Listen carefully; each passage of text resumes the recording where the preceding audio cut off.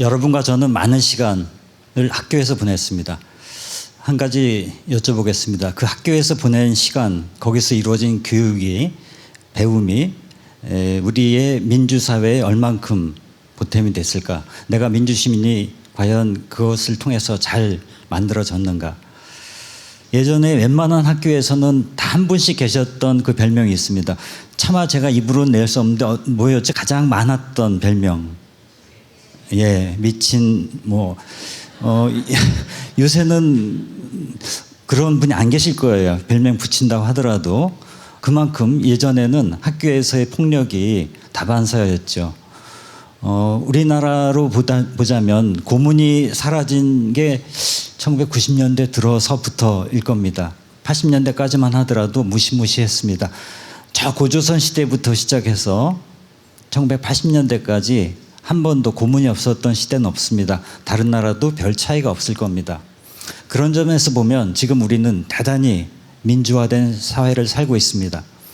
함부로 사람 잡아다 때리지 않고 길 가다가 가방 검사 당하지 않는 그런 세상이 되었습니다. 그런데 과연 민주주의는 점점 진보하고 있는가? 그렇게 대답하기 어려운 면이 있지요.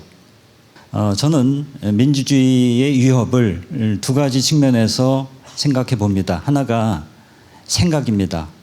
자기와 다른 생각을 전혀 받아들이지 못하고 모든 것을 흑과 백, 악과 선으로만 나눠서 바라보는, 자기와 조금만 다르면 적대시하고 혐오하는 이 분위기, 지금 지구상의 곳곳에서 위험 신호로 나타나고 있습니다. 무엇이 이렇게 만들었을까요? 다 알고 있죠. 알고리즘 때문에 계속 자기가 보고 싶은 것, 처음에는 그게 아닐지도 몰라라고 이렇게 봤는데 유튜브를 자꾸 보다 보면, 반복해서 접하다 보면 그게 맞다고 생각이 든다고 하죠. 그리고 뉴스도 점점 더 사람들한테 부정적인 감정을 부추기는 그런 것으로 몰아갑니다. 그것이 상품성이 있습니다. 클릭수가 올라갑니다. 그러다 보니까 거기에 젖다 보면 모든 것을 나와 적, 우리 편, 저 편 이렇게만 나눠서 생각하는 거죠. 그 뿌리에는 전 단답형 사고가 있다고 생각합니다. 특히 한국은 대학 들어갈 때 모든 것을, 우리나라밖에 없습니다. 사지선다, 오지선다로 대학 시험을 이렇게 보는 나라. 그러다 보니까 답은 하나밖에 없다는 그 생각에 뿌리 깊게 우리가 생각을 묶어두게 됩니다. 다른 하나가 전 관계의 결손인데요. 점점 더 사람들이 다 파편화되고 고립되고 서로의 벽을 쌓고 사는 이 세상이 민주주의를 위협합니다. 그게 왜 민주주의를 위협할까?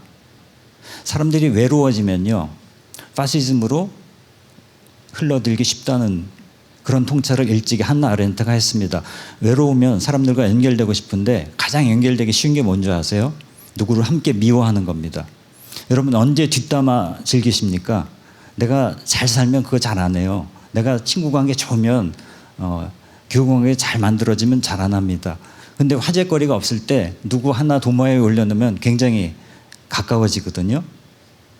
외로움이라는 그 감정은 사람에 대한 어떤 적개심을 부추기는, 그래서 민주주의를 저해하는 그런 풍토가 됩니다. 이 두 가지 점에서 한국의 교육은 어떨까요?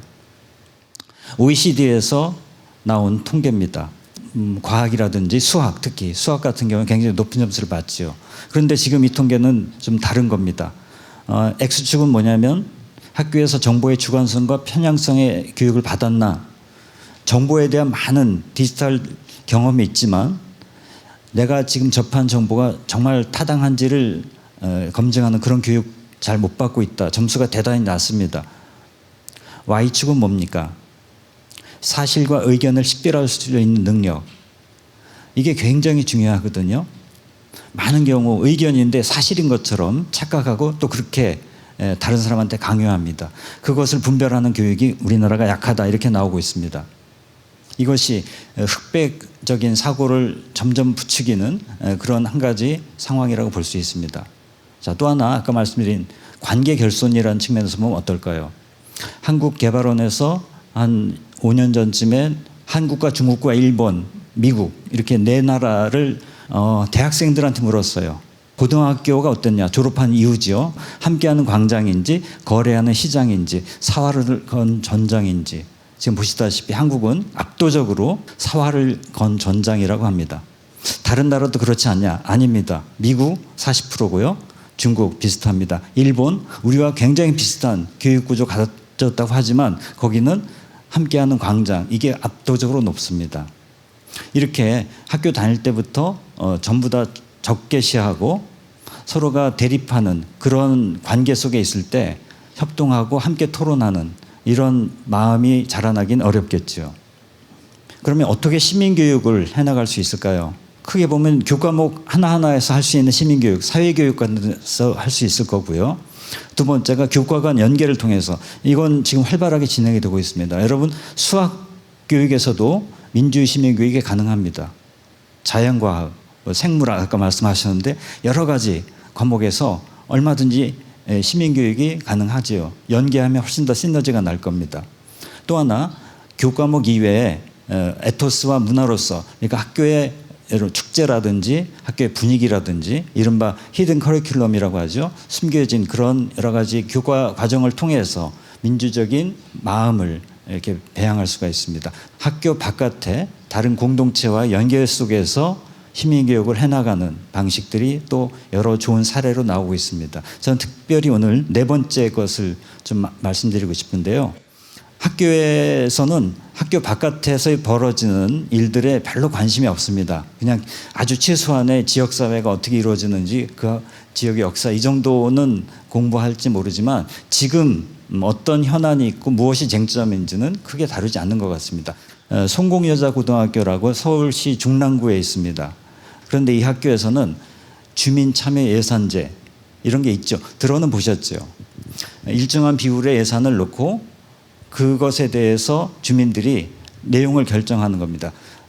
의원이나 또는 뭐 행정 공무원들이 하는 게 아니라 주민들이 살아가면서 이거 정말 필요해. 꼭 이거 집행돼야 돼 하는 그런 것을 제안하는 건데 보통 이제 하는 분들만 하고 뭐 주민자치위원회 이런 데서 하시는 거지요. 학생들이 이런 데 관심 가질 수가 없습니다. 지금의 학교 구조에서는. 근데 이 학교에서는 주민참여 예산 제안 너희들도 할 수 있어 라고 하면서 초대한 겁니다.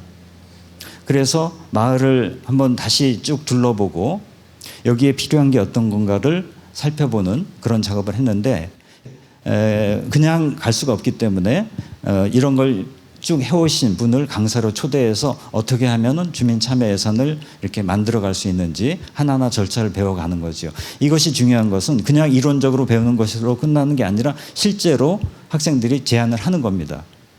지난 이거 강의 준비하면서 이거 어떻게 돼갑니까 여쭈니까 지금 후보로 올랐다고 하더라고요. 그 뒤에는 제가 확인을 못했는데 얼마나 학생들은 뿌듯할까요? 우리 동네 예를 들어 이런 길이 위험해요. 여기 놀이터 이런 거 바꿔야 되겠습니다. 이렇게 제안한다면 그래서 그게 실현이 됐다고 한다면 아 내가 주인이구나. 내 목소리가 누군가한테 들려주는구나. 그럼으로써 내가 학생으로서가 아니라 주민으로서 시민으로서 존재하는구나 하는 요새 학생들 존재감 이런 말 많이 쓰는데 여러분이 학교 다닐 때 존재감을 느끼는 것은 공부를 잘하거나 예쁘거나 끼가 있거나 뭐 또는 영어를 잘하거나 몇 가지밖에 없어요. 근데 그런 게 아니라 그냥 내가 이 동네에 사는 사람이기 때문에 존재감을 느끼고 존중받는다는 느낌을 갖는다면 이게 민주주의의 실현이라고 할 수 있겠죠. 이 학교에서 한 10년 전에 했던 비슷한 또 작업인데요. 마을하고 학교하고 놀이터 이렇게 연결해서 했던 프로젝트입니다. 이 학교의 근처에 있는 어느 놀이터에서 어느 정신질환자가 누구를 이제 좀 무차별하게 살해했던 그런 사건이 작게 터졌습니다. 그 뒤에 놀이터가 사람들이 더 이상 가지 않는 그래서 황폐화되기 시작했는데요. 이렇게 그대로 두어서는 참 안타깝다 해서 놀이터를 활성화하자 그 일에 이 학교가 이 학생들이 교사와 함께 나섰던 일이 있습니다. 그 구체적으로는 이렇게 한 두 가지였는데요. 중학교 남자아이들이 놀이를 배워서 초등학교 아이들한테 놀이를 가르쳐주는 일을 하는 겁니다. 놀이터가 자연스럽게 막 북적이겠죠. 진짜 놀이터가 되는 겁니다. 오른쪽은 성공여자고등학교 아까 그 학교 학생들이 놀이터 운영위원회를 만들어서 저 테이블 하나당 놀이터 하나씩, 동네 놀이터가 여러 개 있기 때문에 그렇게 해서 놀이터를 맡아서 실질적으로 운영하고 중요한 걸 결정하고 확인하고 이런 일을 진행했던 겁니다. 전 이 이야기를 들으면서 굉장히 많은 것을 느꼈습니다. 학교에서는 성적 이외에 다른 것으로 학생들이 자기가 뭔가를 해내고 있다는 성취감을 느끼기 어려운데, 여기에서 자기 눈으로 놀이터를 바라보고 점검하고 이런 거 개선해야 돼, 이런 건 좀 막아야 돼, 이런 생각들을 모아내고 그거를 실현할 수 있는 그런 길이 열린다고 하면, 아까 말씀드린 대로 나도 이 동네의 주인이구나, 나도 참여할 수 있구나 라는 그런 자기 효능감 같은 것을 느낄 수 있겠죠. 이것은 교실 안에서만 해낼 수가 없는 겁니다. 실제 현장에 있기 때문에 가능한 거죠. 특히 이게 전 놀이터가 갖고 있는 굉장히 중요한 상징성이 연결된다고 생각합니다. 우리의 어릴 때 놀이를 생각해 보자고요. 저는 한국 민주주의가 활성화되기 위해서는 아이들의 놀이가 회복돼야 된다고 생각합니다. 학교에서보다 우린 골목에서 먼저 민주주의를 배웠다고 저는 생각해요. 저를 돌아봐도요.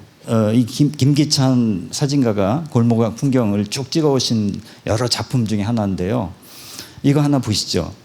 아이들은 어떻습니까? 저 양동이 대야 이런 거 엄마한테 허락 받고 갖고 나왔을 리가 없습니다. 그냥 막 갖고 나온 겁니다. 아이들은 일단 제 마음대로 좀 어른들의 질서를 막 깹니다. 그래야 어린아이다운 거죠.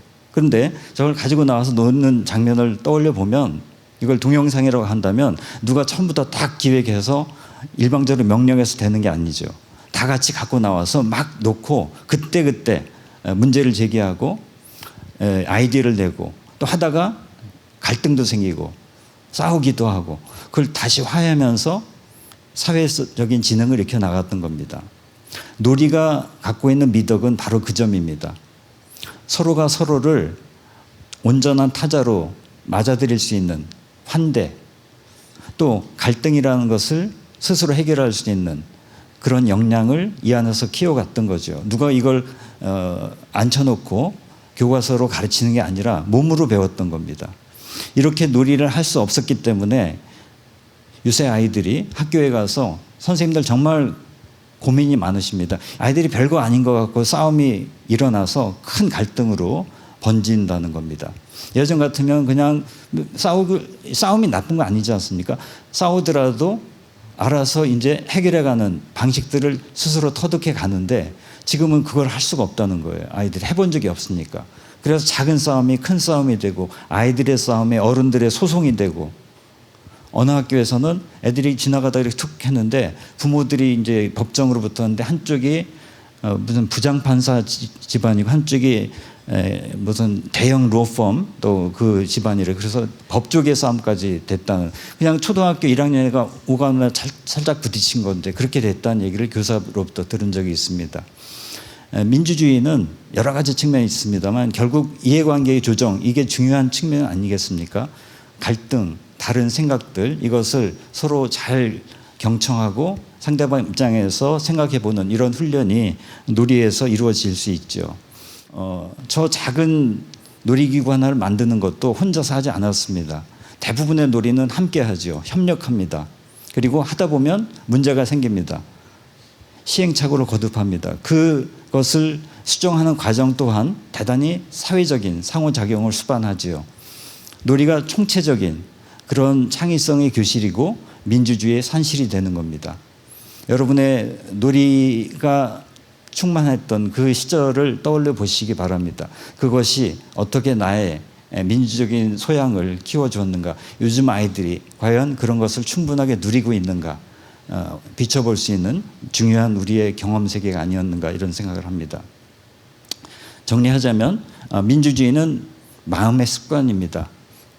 똑같은 사물도 다르게 비칠 수 있는 거죠.